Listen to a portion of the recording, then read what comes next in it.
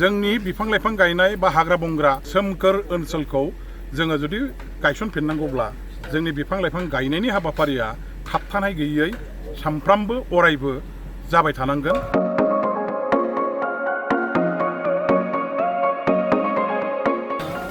थारैनो जोंनि थाखाय दिनै मोनसे गोजोनथाव आरो गोसोखांजाथाव सान।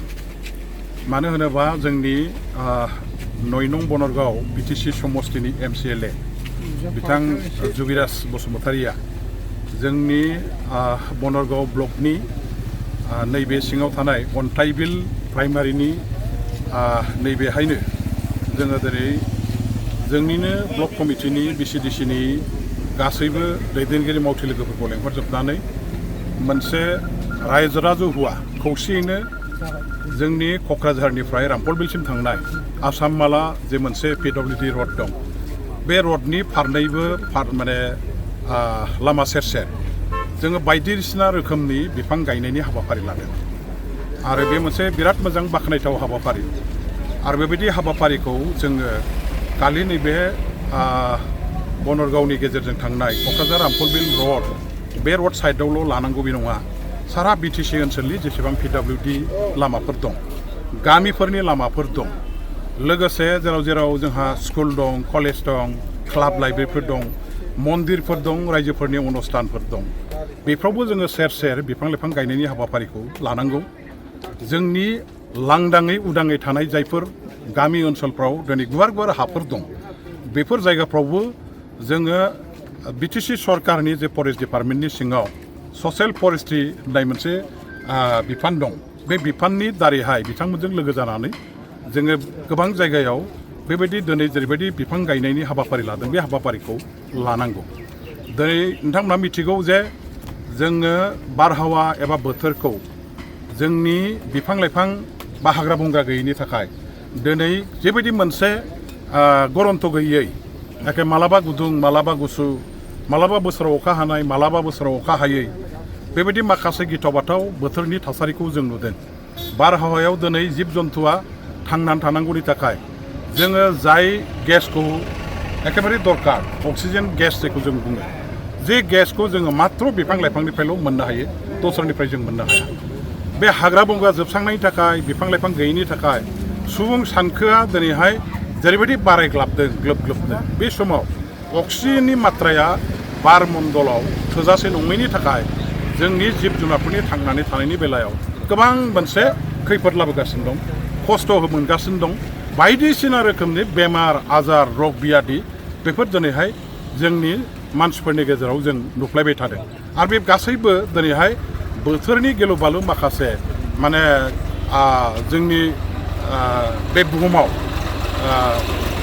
सुबुंनि थाखाय खाबजाथाव रोखोम नङै बेबायदि बोथोर सोलायनायनि थाखाय जों जानायखौ नुदों।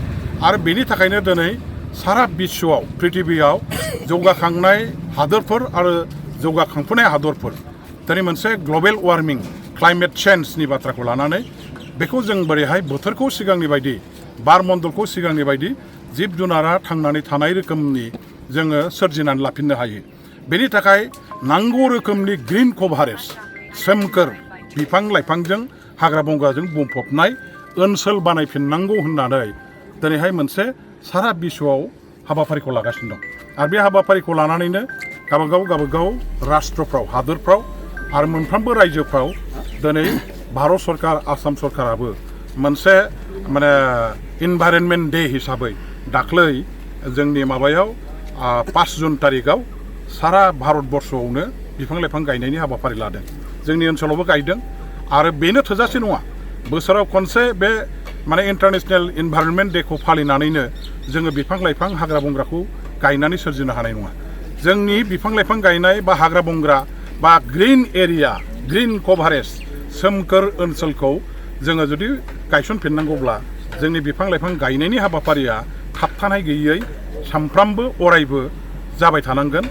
राउन्ड द इयार, सारा बोसोर जोंनि बिफां लाइफां गायनाया जानांगोन। मोनसेबो हा खालि जाहाथे लांदाङै थाया, जेरावबो बिफां लाइफां गायनायनि थाखाय जोङो हाबाफारि लानांगोन। जोंनि गेजेराव थानाय जेसेबां ससियेल अर्गानाइजेसनफोर दं, माहारियारि अर्गानाइजेसनफोर दं, बेबायदि गामि ओनसोल गामि समाज दं, माबायदि सरकारजों लोगोसे राजनितिक दल बायदिसिना गासैबो आफादफ्रानो दिनैहाय बिफां गायनायाव जों इच्छायैनो गावबागाव सिगांबोनानै खामानि मावनांगोन। आं दिनै धन्यबाद होगोन जोंनि फंबाय जुबिराज MCLA बिथाङा एफा मोजां मोनसे हाबाफारिखौ लादों। क'क्राझार आरो रामफल बिलसिं थांनाय लामाया दिनै मोनसे नेशनेल हाइवे बायदि जाबाय। आसाम माला रड जानानै बेजों दिनैहाय जोङो डाबल वे लामाजों मोननो हादों आरो बेजोंनो दिनैहाय बारस'नानै क'क्राझार जोंनि केपिटेल DC अफिसाव जोङो गसाइगाव साब डिभिजन क'क्राझार साब डिभिजननि मानसिफ्रा थांलाय फैलाय खालामनो मोजां मोनसे हान्था मेलानि राहाखौ मोननो हादों।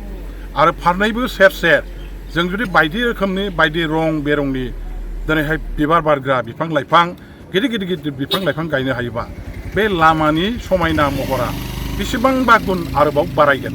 मानसिफ्रा बे लामाजों फैनानै बिराद गोसोआव मोनसे गोजोननाय मोनसे सान्थि आरो गोसोनि रंजानायखौ मोननो हागोन।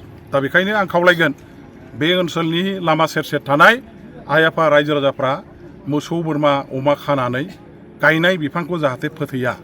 बिफांखौ गासैबो गामिनि जोंनि साफ्रोमबो बे ओनसोलनि रायजो राजाफ्रा फोथांनायाव गावबागाव बयबो दायित्व लायो। जोंनि आफादफ्रा जोंनि मावथिफ्रा दायित्व लायो जाहाथे बिफाङा गासैबो थाङो।